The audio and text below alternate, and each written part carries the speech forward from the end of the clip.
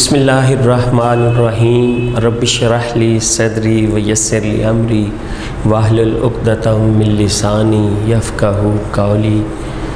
Students, Assalamu alaikum. My name is Zafar Hussain. I am today delivering lecture on aromatic hydrocarbons. Yesterday, previous lecture में हमने benzene की structure को discuss किया था, तो हम इस नतीजे पर पहुँचे थे कि रेगुलर प्लेनर हेक्सागोनल स्ट्रक्चर है और हर कार्बन जो है sp2 हिब्रिडाइज्ड है, अल्टरनेट डबल बॉन्ड है, ठीक है, with single bond, alternate double bond है, और जो डबल बॉन्ड के इलेक्ट्रॉन हैं वो डीलोकलाइज्ड हैं, एक जगह पे नहीं है, वो मूव करते हैं quickly. That is responsible for the stability of benzene. हमने कल कहा था कि हर कार्बन बेंजीन में sp2 हिब्रिडाइज्ड है और हर कार्बन के ऊपर 3 sp2 हिब्रिडाइज्ड ऑर्बिटल हैं जो कि सिग्मा बॉन्ड्स बनाते हैं, और हर कार्बन के ऊपर एक अनहिब्रिडाइज्ड p ऑर्बिटल है जो कि पाई बॉन्ड बनाता है, ठीक है। 6 अनहिब्रिडाइज्ड यानी 6 कार्बन के ऊपर 6 अनहिब्रिडाइज्ड ऑर्बिटल हैं जो एक इलेक्ट्रॉनिक क्लाउड ऊपर और एक नीचे सैंडविच मॉडल बनता है बेंजीन का। जैसे मैं बुक को अपने हाथ में लूँ तो बुक है, ये पेन है, इसके ऊपर और नीचे एक लेयर है, ये कबाब है और उसके ऊपर स्लाइसेस हैं।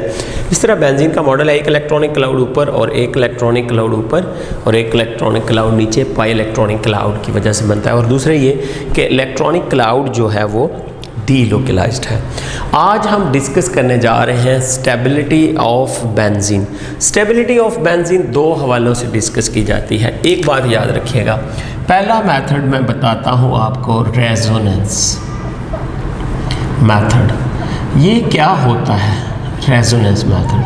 मैं कहता हूँ जी different pairing schemes of pi bond electrons, बस different pairing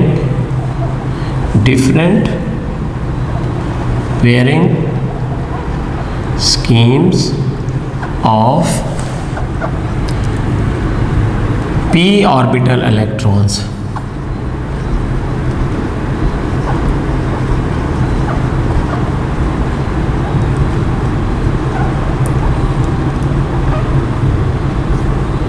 Pi electron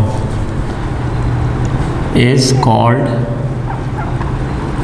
resonance, is called resonance. अच्छा, जितनी रेजोनेटिंग स्ट्रक्चर किसी कंपाउंड की ज़्यादा होती है, याद रखिएगा, वो उतना ही स्टेबल होता है।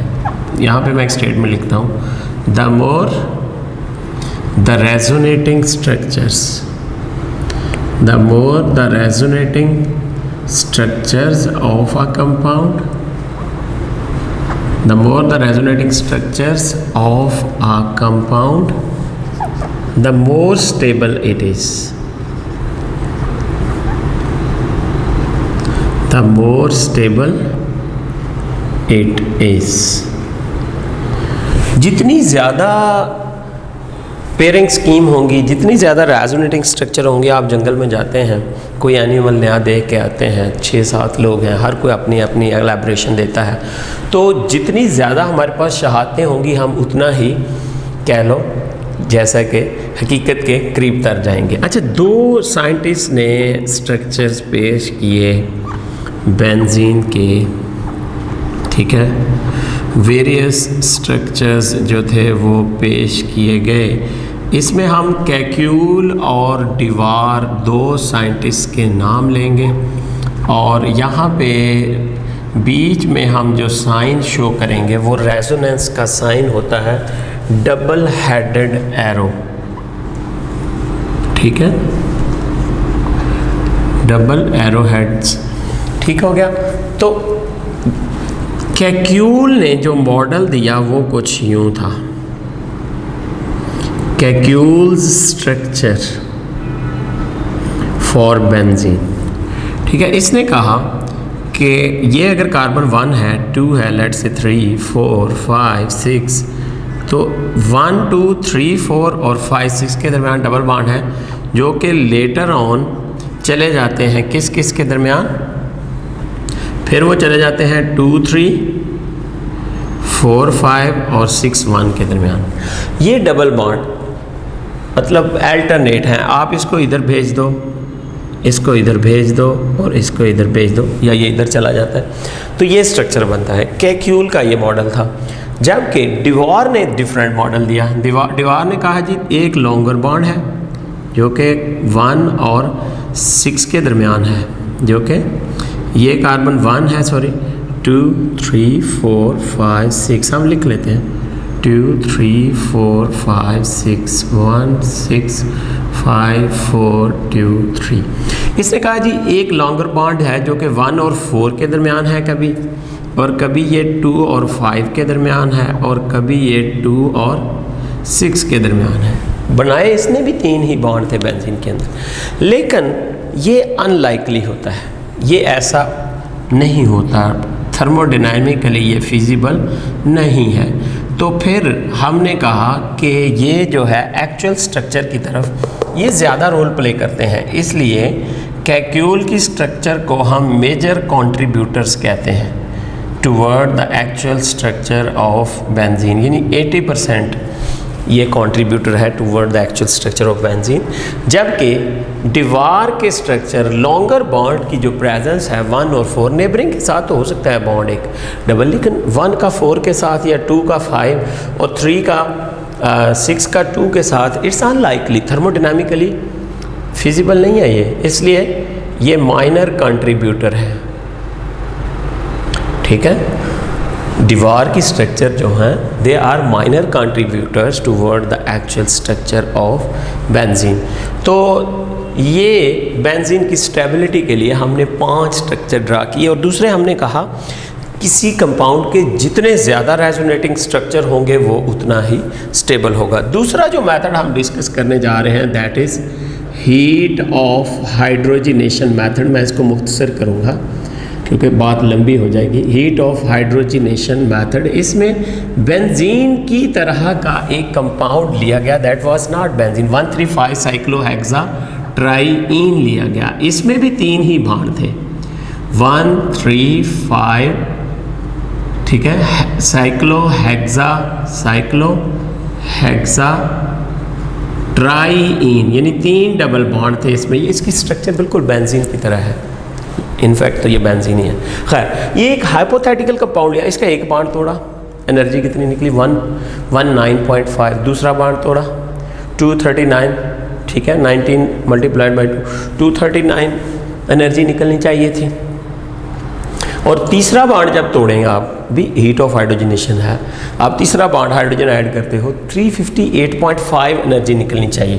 कैलकुलेटेड जो वैल्यू हम देखते हैं बेंजीन में जो एनर्जी रिलीज होती है 3 डबल बॉन्ड तोड़ने पर 358.5 किलो जाउल पर मोल एनर्जी रिलीज होनी चाहिए। लेकिन जब हमने बेंजीन को लिया, बेंजीन के तीनों बॉन्ड्स को तोड़ा, तो एक्चुअली एनर्जी जो निकली वो बहुत कम निकली इसके मुकाबले में, 208 किलो जाउल पर मोल एनर्जी रिलीज हुई। कितनी? 208। तो ये दोनों का हम डिफरेंस निकालते हैं, ठीक है, वो आता है 150.5 किलो जाउल पर मोल। यूं कह लें benzene is stable by an amount 150.5 kilo joule per mole then 135 साइक्लोहेक्साट्राईइन। कहना ये था कि रेजोनेंस की वजह से बेंजीन जो है ये स्टेबल हो चुका है, जिसकी वजह से जो एक्सपेक्टेड या कैलकुलेटेड एनर्जी है वो रिलीज़ नहीं होती, बल्कि इतनी अमाउंट, इन दोनों का डिफरेंस जो है दिस अमाउंट 150, यूँ कह लें कि benzene is stable by an amount 150.5 kilojoule पर मोल दैन इट्स डिटो जो है 135 साइक्लोहेक्साट्राईइन से बाय एन अमाउंट 150 किलोजूल पर मोल बेंजीन जो है वो स्टेबल है। और वो स्टेबिलिटी क्यों आई है?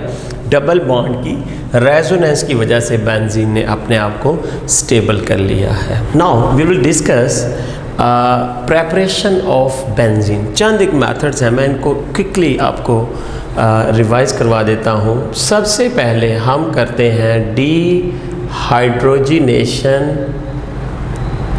Of cyclohexane.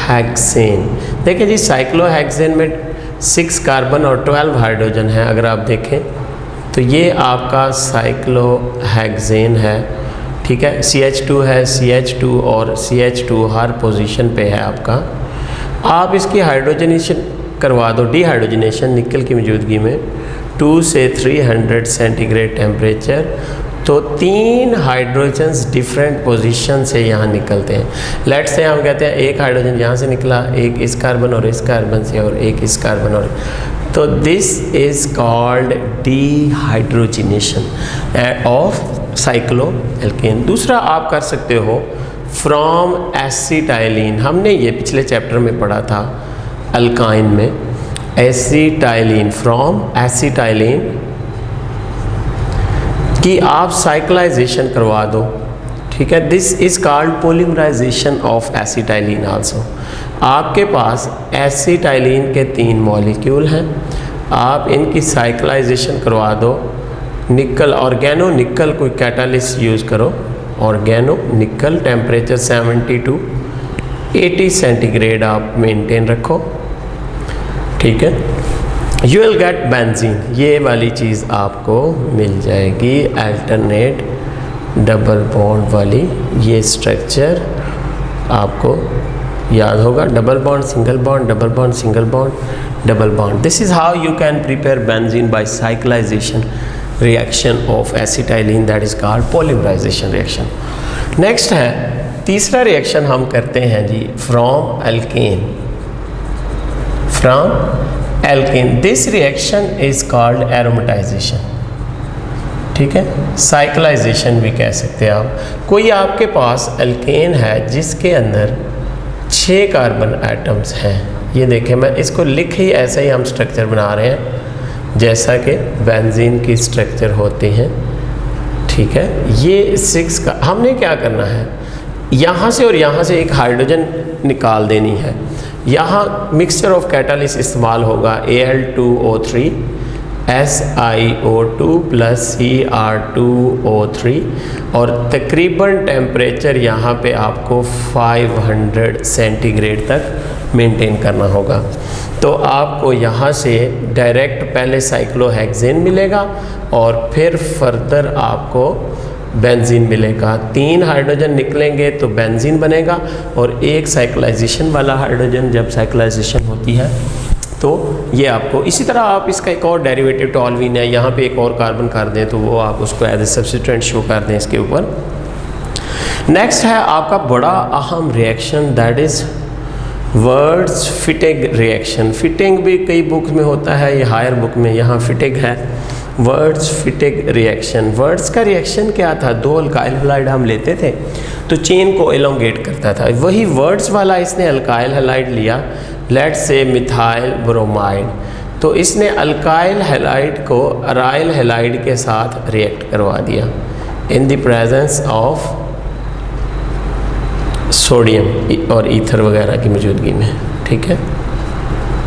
ये रिएक्शन हुआ, सोडियम जो है दोनों ब्रोमीन को उतार लेता है, ये वाला भी और ये वाला ब्रोमीन भी, तो आपको मिल जाता है NaBr प्लस आपको बेंजीन के ऊपर आपको क्या लग जाएगा, ये वाला मिथाइल बेंजीन आपको मिल जाएगा। This is a benzene derivative, not a benzene but benzene derivative है। सोडियम ब्रोमाइड दोनों हटा देगा और आपको बेंजीन डेरिवेटिव एक मिल रहा है।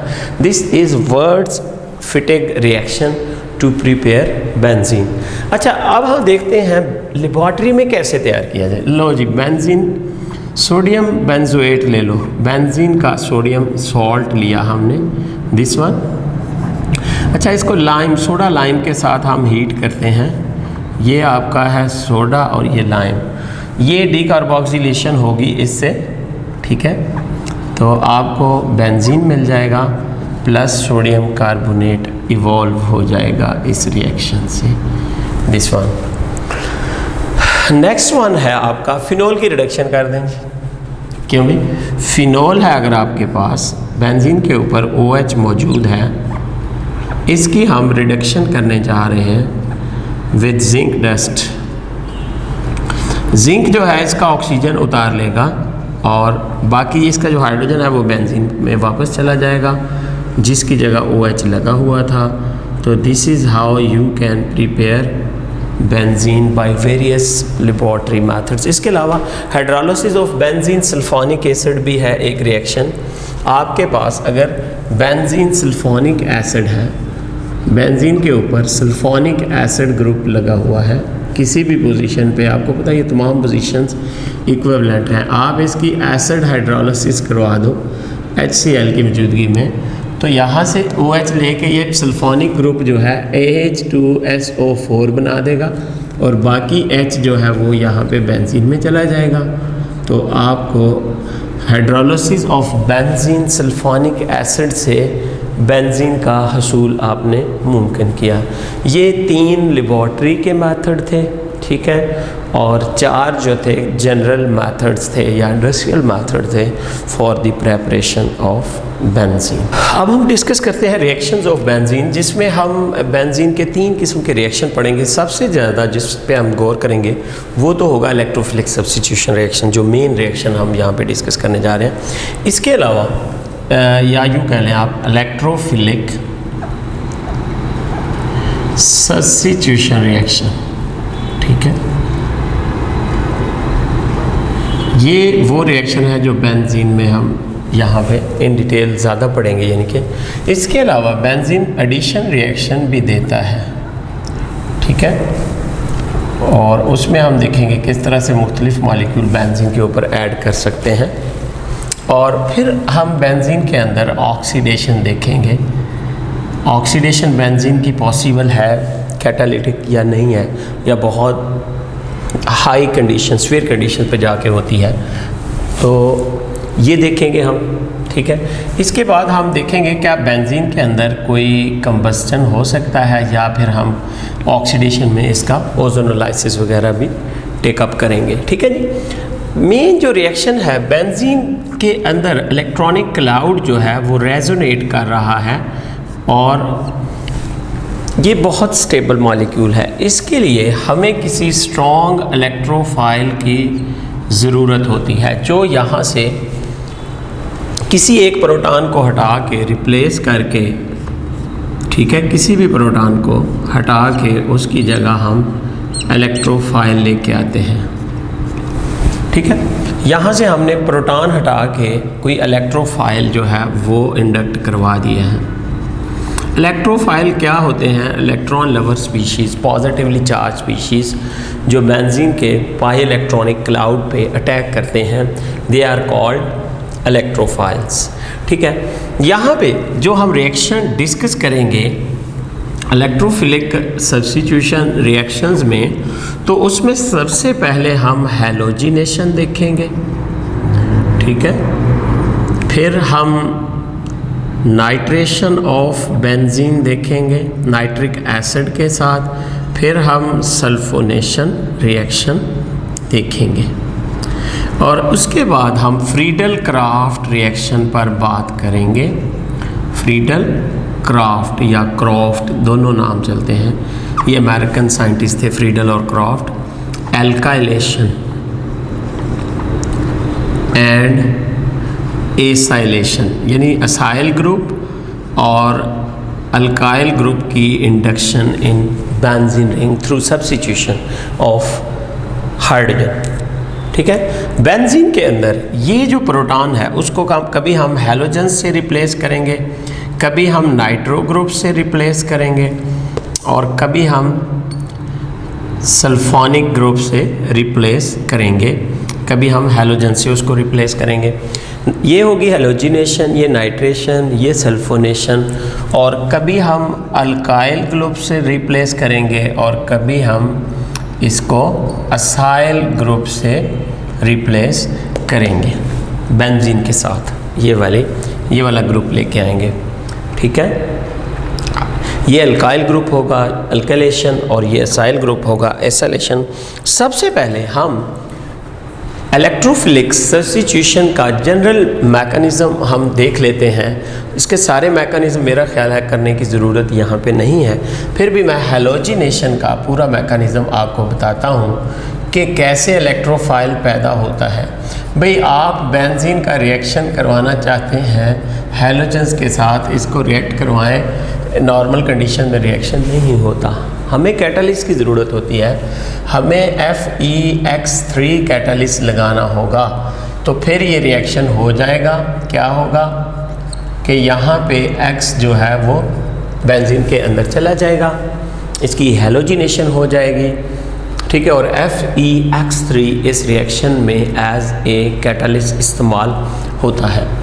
अगर हम मैकेनिज़्म की बात करें तो कैसे कोई इलेक्ट्रोफाइल पैदा किया जाए किसकी हैलोजिनेशन के लिए, we are in the need of strong electrophile.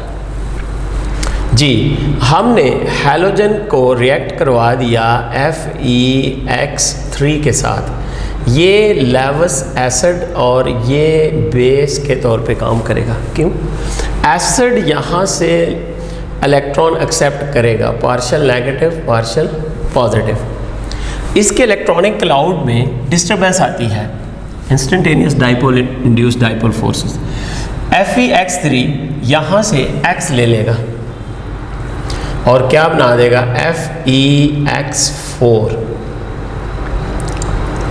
Base बना दिया इसने, और प्लस X पॉजिटिव आयन, ये क्लोरीन भी हो सकता है पॉजिटिवली चार्ज और ब्रोमीन भी हो सकता है, ठीक है। This is basically called electron lover species. क्या है इसका नाम, इलेक्ट्रोफाइल। ये बेंजीन के स्ट्रॉन्ग इलेक्ट्रॉनिक क्लाउड पे अटैक करता है।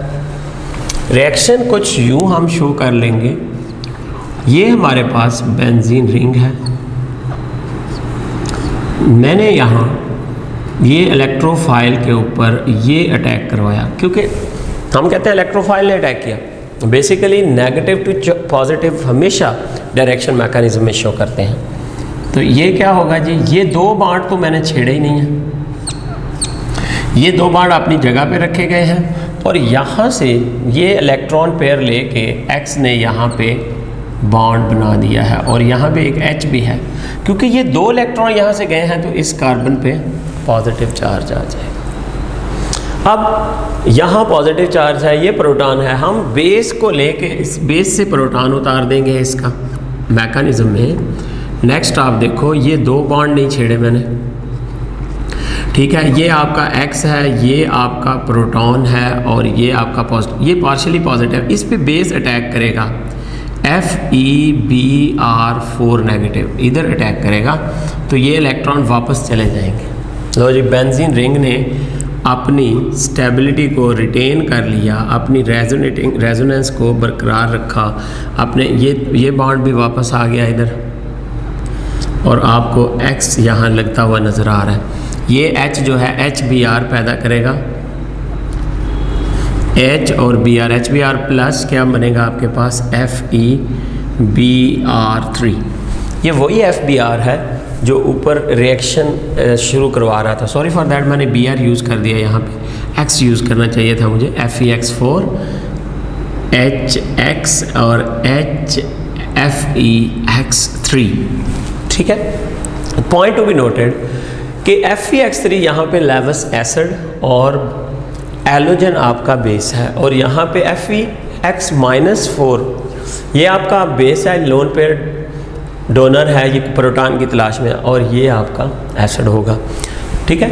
इलेक्ट्रोफाइल से हमने इलेक्ट्रोफिलिक हैलोजिनेशन करवाई। अच्छा, यहाँ पे याद रखो फ्लोरिनेशन हम नहीं करवा सकते, बहुत विगरस रिएक्शन है फ्लोरिनेशन, वेरी विगरस रिएक्शन। हाँ, ब्रोमिनेशन और क्लोरिनेशन जो है ये हम करवाते हैं सनलाइट की मौजूदगी में, ये रिएक्शन बड़े इफ़ेक्टिवली होते हैं।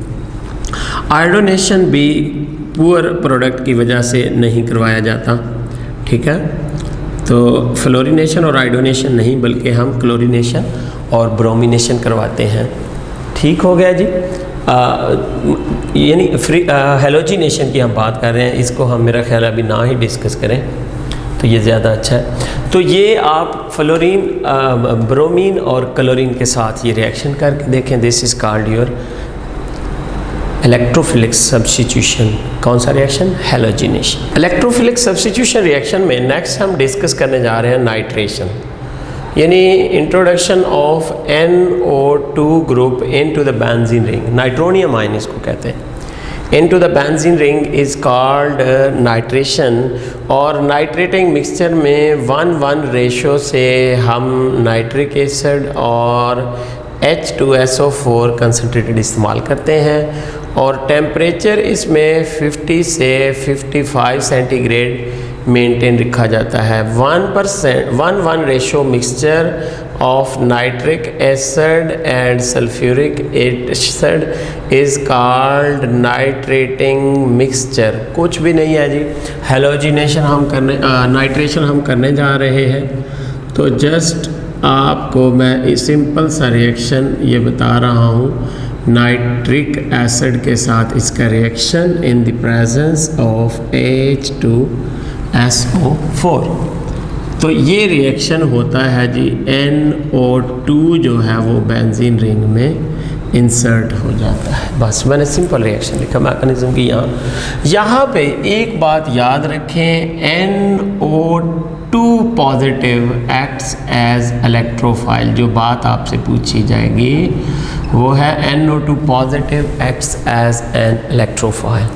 जबकि आप जब सल्फोनेशन की बात करो तो आपसे पूछा जाता है कि कौन सा इलेक्ट्रोफाइल होता है सल्फोनेशन में। हालांकि हमें इस रिएक्शन का पता है, sulphuric acid reacts with sulphuric acid, ठीक है, यानी कैटालिस्ट भी सल्फ्यूरिक एसिड है और रिएक्टेंट भी सल्फ्यूरिक एसिड है। ये आपस में रिएक्ट करके SO3 बनाता है। सल्फोनेशन में सल्फ्यूरिक एसिड रिएक्ट करता है सल्फ्यूरिक एसिड के साथ और हमारे पास SO3, HSO4 और हाइड्रोनियम आयन, ये 3 चीज़ें पैदा होती हैं। और ये बात जो तवज्जो तलब है वो मैंने यही बतानी थी कि बेंजीन के साथ बेसिकली यहाँ पे आपसे पूछा जाता है कि कौन सा है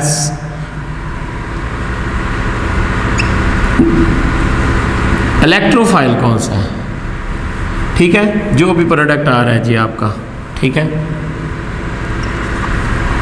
तो बेसिकली आपका SO3 जो है ये इंतहाई पॉजिटिव इलेक्ट्रो पॉजिटिव है सल्फ़र। क्यों? ये इंतहाई इलेक्ट्रोनेगेटिव ऑक्सीजन इलेक्ट्रॉन पुल करके यहाँ पार्शियल पॉजिटिव स्ट्रॉन्ग इलेक्ट्रोफाइल इसको बना देती हैं। तो ये एज एन इलेक्ट्रोफाइल एक्ट करता है, ये आपने याद रखना है, ठीक है। यानी सल्फोनेशन के अंदर SO3 आपको ऑप्शन दे दिया जाएगा, SO3 positive, SO2 positive, SO3 negative, ये इस तरह ऑप्शन होंगे। यहाँ पे बच्चे मोस्टली गलत कर जाते हैं, तो याद रखिएगा SO3 कोई चार्ज नहीं है इस पर, हालांकि इस पर पार्शियल पॉजिटिव चार्ज होता है जो हम शो नहीं करते। SO3 acts as an electrophile in sulphonation. ये बात आपने सल्फोनेशन में सल्फ्यूरिक एसिड ही कैटालिस्ट है जो, और ये पैदा होता है और ये बाईसल्फेट आयन HSO4 होना चाहिए, HSO4 बाईसल्फेट आयन और हाइड्रोनियम आयन जिसे हम वाटर कहते हैं, ठीक हो गया। ये as a base proton remove करेगा, ठीक हो गया, और ये प्रोटॉन आखिर पे प्रोवाइड करेगा SO3 पे जब नेगेटिव चार्ज आएगा। नेक्स्ट तो रिएक्शन है आपकी सब्स्टिट्यूशन में फ्रीडल क्राफ्ट रिएक्शंस है। इसमें AlCl3 की मौजूदगी में अल्काइल हैलाइड रिएक्ट करता है बेंजीन के साथ और अल्काइल हैलाइड की इंसर्शन हो जाती है बेंजीन में। ये आपका अल्काइल हैलाइड है, AlCl3 के साथ ये रिएक्ट करके और पॉजिटिव प्लस योर ये X इधर आ जाता है, AlX3 AlCl3 अगर आप कर दें और यहाँ भी हम फिर Cl कर लेते हैं, पॉसिबली ज़्यादा बेहतर रहेगा, AlCl4। ये हमारा इलेक्ट्रोफाइल और ये हमारा बेस पैदा हुआ। ये इलेक्ट्रोफाइल बेंजीन रिंग में इंसर्ट हो जाता है, ठीक है जी। इसको हम कहते हैं इलेक्ट्रोफाइल है, इस पर बेंजीन रिंग अटैक करता है और ये सब्स्टिट्यूशन कर देता है जी। यहाँ से प्रोटॉन हट जाता है उसकी जगह R लग जाता है। This is called Friedel craft alkylation.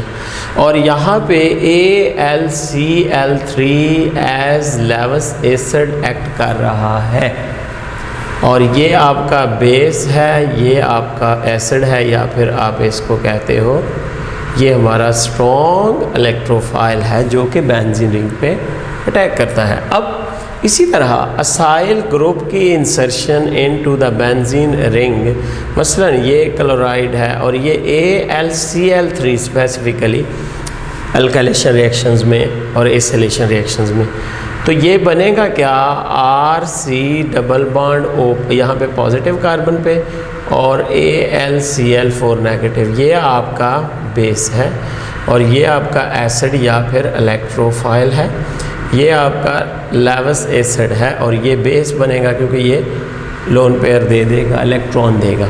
ठीक है जी।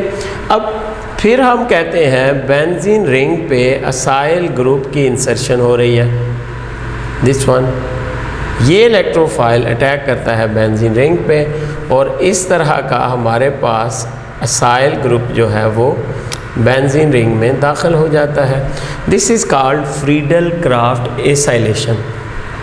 असाइल ग्रुप क्या है, AlCl3 क्या है, एज एसिड कौन एक्ट करता है, एज बेस कौन एक्ट करता है, ये सारी बातें आप याद रखेंगे। ये था फ्रीडल क्राफ्ट एल्किलेशन और एसाइलेशन रिएक्शन। अब हम बात करते हैं बेंजीन के वो रिएक्शन जिनमें बेंजीन रिंग इज इन्वॉल्व। तो सबसे पहले एडिशन रिएक्शन है। बेंजीन के अंदर आपको पता है अल्टरनेट डबल बॉन्ड मौजूद है, आप इसमें हाइड्रोजिनेशन करो, हाइड्रोजन ऐड करो इन द प्रेजेंस ऑफ निकल, तो साइक्लोहेक्सेन आपको मिल जाएगा। वेरी सिंपल एडिशन रिएक्शन हुआ है, कैटालिटिक एडिशन है ये। हैलोजिनेशन में अगर आप बेंजीन के हर डबल बॉन्ड की जगह एक हैलोजन मॉलिक्यूल दे दो, सनलाइट कैटालिटिक हैलोजिनेशन ये आप करवा रहे हो, तो इस तरह से आपको हर कार्बन पे एक हैलोजन मॉलिक्यूल लगा हुआ नज़र आएगा। ठीक है, H X H X H X H X H X और H X, ये है हैलोजिनेशन रिएक्शन। मसलन फ्लोरिनेशन नहीं करवाते, ये बड़ा विगरस रिएक्शन होता है, हम क्लोरिनेशन और ब्रोमिनेशन आमतौर पे करवा देते हैं। अगर हम कंबस्टन करें बेंजीन का C6H6 का ऑक्सीजन के साथ, ठीक है, तो ये हमारे पास CO2 और वाटर बनेगा। ठीक है, 6 वाटर मॉलिक्यूल हाइड्रोजन हमारे पूरे हो जाएंगे और कार्बन के अगर हम 12 मॉलिक्यूल रखें तो ये 6 पूरे हो जाएंगे। ठीक हो गया जी। तो ये आपका कंबस्टन है। इसके अलावा कैटालिटिक ऑक्सीडेशन हम करवा सकते हैं। कैटालिटिक ऑक्सीडेशन याद रखें, बेंजीन की ऑक्सीडेशन कोई आसान काम नहीं है, याद रखना है आपने। वेनेडियम पेंटाऑक्साइड की मौजूदगी में 450 सेंटीग्रेड पे जाके सुवियर कंडीशन हो तो तब जा कर के बेंजीन जो है इसकी ऑक्सीडेशन होती है। आम ऑक्सीडाइजिंग एजेंट KMnO4 वगैरह इसकी ऑक्सीडेशन नहीं कर सकते। ये जब आप बेंजीन की हम बात कर रहे हैं, कैटालिटिक ऑक्सीडेशन बेंजीन की बड़ी मुश्किल से होती है, तो इस तरह का मेलिक एनहाइड्राइड लाइक ये प्रोडक्ट बनता है बेंजीन से।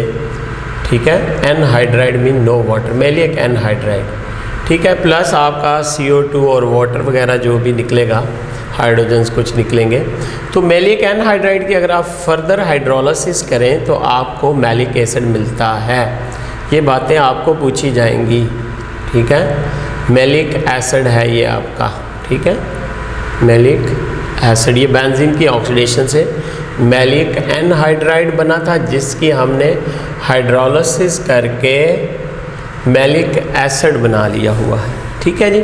इस तरह बेंजीन की आप ओजोनोलाइसिस का रिएक्शन भी कर सकते हो, मोनोओजोनाइड बनेगा और ट्राईओजोनाइड बनेगा और उससे ग्लाइऑक्सिल आप प्रिपेयर कर सकते हो। जैसा कि ये है रिएक्शन, आपको मैं रिमाइंड करवा दूँ, आप ओजोन के 3 मॉलिक्यूल देते हो तो हर डबल बॉन्ड की जगह, फ़र्ज़ करें यहाँ डबल बॉन्ड था तो यहाँ पे एक ओजोन का मॉलिक्यूल पूरा ऐड हो जाएगा, फिर एक डबल बॉन्ड यहाँ था तो यहाँ एक ओजोन ऐड हो जाएगा, फिर यहाँ डबल बॉन्ड था तो ओजोन यहाँ ऐड हो जाएगा। ट्राईओजोनाइड बनेगा, इससे फिर हमें ग्लाइऑक्सल हासिल होगा, इस तरह का product. This is called glyoxal. और इसकी आप अगर ऑक्सीडेशन करो तो ऑक्सैलिक एसिड हासिल कर सकते हो, ठीक है ना। ये अगर आपके पास ग्लाइऑक्सल है, आप इसकी ऑक्सीडेशन करें, इसको ऑक्सीडाइज करवा दें, तो you will get oxalic acid. This one different structures हैं, परेशान होने वाली इसमें कोई ऐसी बात नहीं है, वेरी सिंपल।